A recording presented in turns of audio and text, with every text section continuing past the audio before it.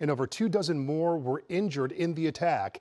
The FBI not only conducting search warrants, they are also studying videos posted by Jabbar, which could reveal more about his intentions and motive.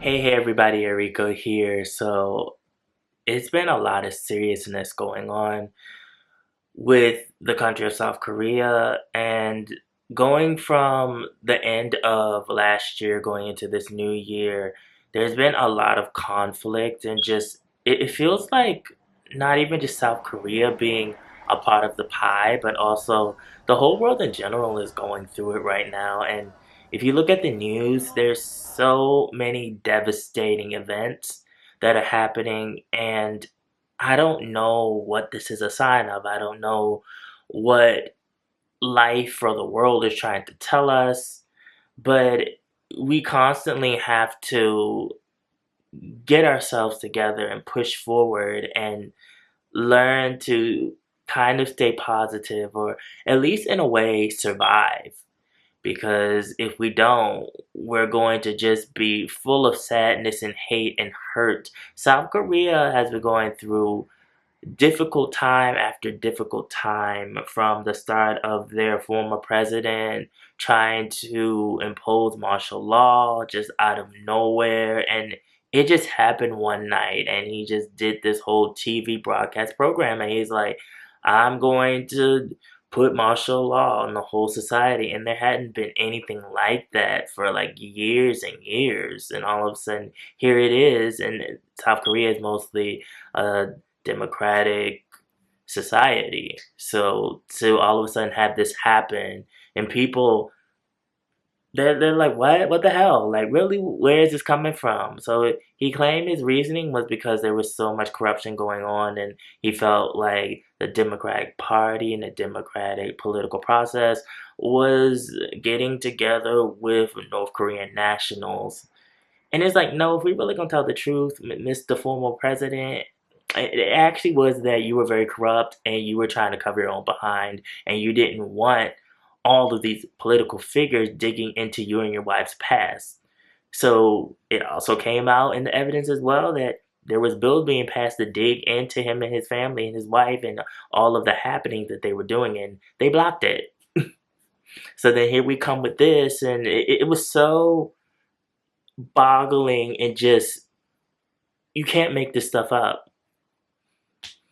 And the people of South Korea went into chaos, and rightfully so, because this doesn't happen. Like, South Korea is not on this at all. So for this to just happen out of nowhere, people were livid, people were mad, there was a mix of emotions, and it all boiled down to everybody. They're like, you know what, this man gotta go.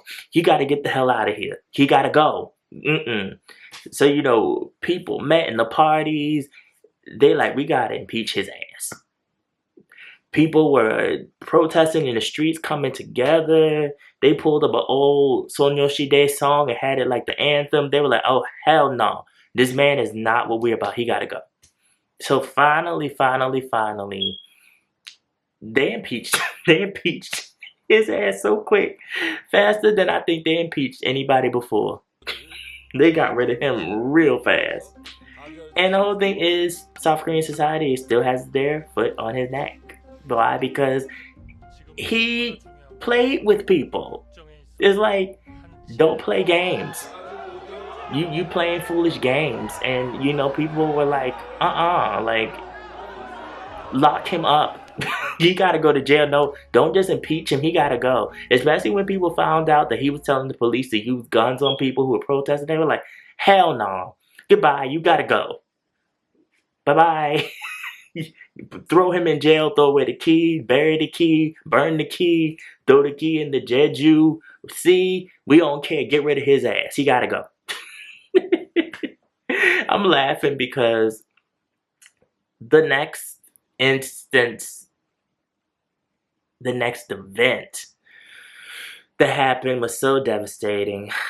I was watching news news clips today of what had happened, and ooh,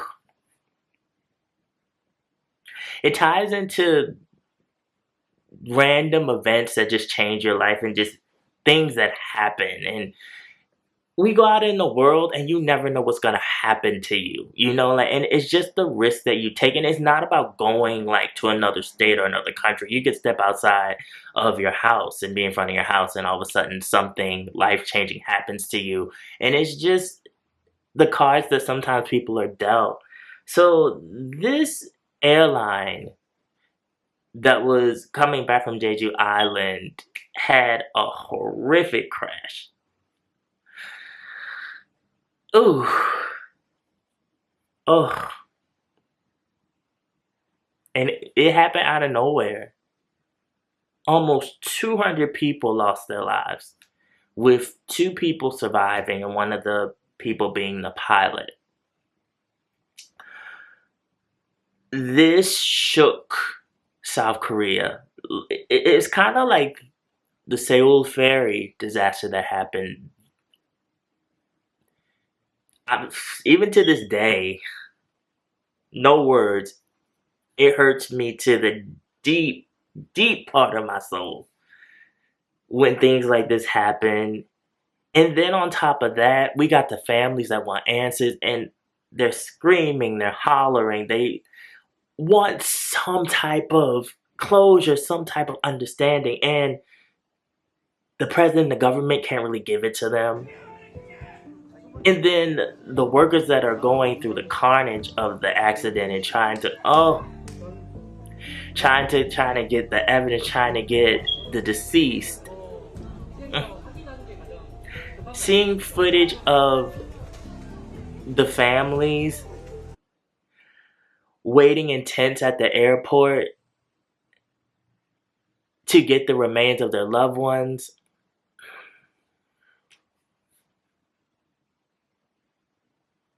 It broke me. It broke my heart. It really did, because they have nothing. Like there's nothing. They're holding on to some type of hope. It's like, we just want our loved ones back. And then on top of that, we have a person who's a representative for all the families. And they're like, we want to know what happened to the plane.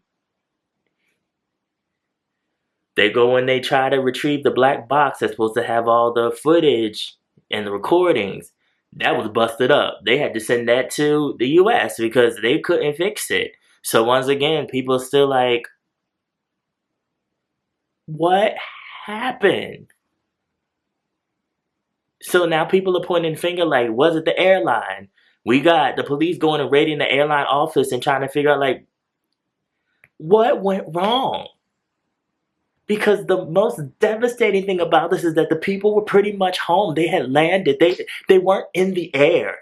They were landing.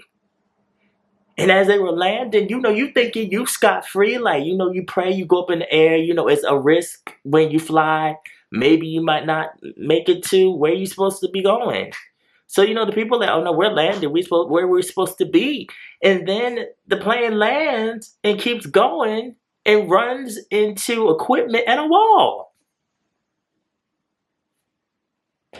And then now we're finding out, more evidence is coming up, that there was another airline before this one that was supposed to be going to the same place that took off and turned around and went back because there was problems with the landing equipment. So now people are like, well, what was it? The airplane? Did they not check everything like they were supposed to? And just flying through the air and things just went out of control? The pilot is awake and is talking, and he blacked out, came to, was like, where am I? like literally, like, what happened? What happened in that plane? That's the question. And I do feel like that the now president and the government needs to hustle up on this. This is not something that you drag your feet on. These people want answers. These people want closure. The family, the friends of the family, people that were associated with all of these people that they thought were just going away, on vacation, on retreats, and then you hear that this happens. Even people who are not associated with these people that lost their lives, just the emotional turmoil of seeing it and seeing something like this just happen like that is devastating. Because I watched the clip, and like all that I could do was just look. Like it was so quick. It was so fast. And seeing the loved ones trying to make sense of it because it happened so fast. Trying to look at the clip and seeing the plane go up in flames and blow up like that. And they're like, did something happen like with them driving on the path to land? Like what like it's so heartbreaking to me. And the only thing you really can do in this situation is like, I'm looking too. I'm like, did they find anything to show the cause of how this happened? I hope, I really do. I hope that there's answers. Because we have like this other thing that went on with America too, with the whole New Orleans pickup truck accident. They're saying it could have been a terrorist attack. No one really knows. But there was instant answers with that. Like there was a cause and effect, and they have like all this information. I don't know if they're trying to twist the information or not. It really doesn't matter. What really matters is that once again, a whole lot of people lost their lives, and it happened so fast. This one was a bit more graphic because you can go on X and see everything. Like people being run over, people bodies twisted up in the street.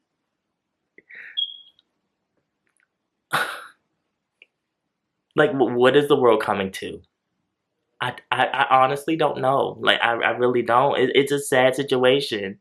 And it just, like, this makes you want to just be antisocial and stay in the damn house. Because it's like, people are crazy. Things are malfunctioning. You don't know what is what. You don't know what's behind what. You want answers. The answers are not coming. It's just like, I'm just going to stay inside the house at this point. Like, because my prayers go out to all of the families for both tragedies. Please, please pray for South Korea. Please pray for America for their tragedy as well. At times like these, definitely pray, definitely stay positive, definitely keep up what's going on in the news. I don't recommend you always watch the news. I don't always watch the news because it's so depressing. Like with what's going on, all of the current climate of the world, it's just depressing. But, stay positive, talk to someone, clear your head, take a minute, sit down, and just, breathe and, feel the emotion. If you need to cry, cry. And, slowly pick yourself back up. We have to move on. Life goes on. So this is a lot to think about, you guys. Follow my social media, mostly my Instagram. Also a blog, News Asian Pop Culture. The link is always down in the description box below. And remember, be real, stay real, live in the real. And I will always be back. Thank you guys for watching. I will see you in the next video. I love you guys.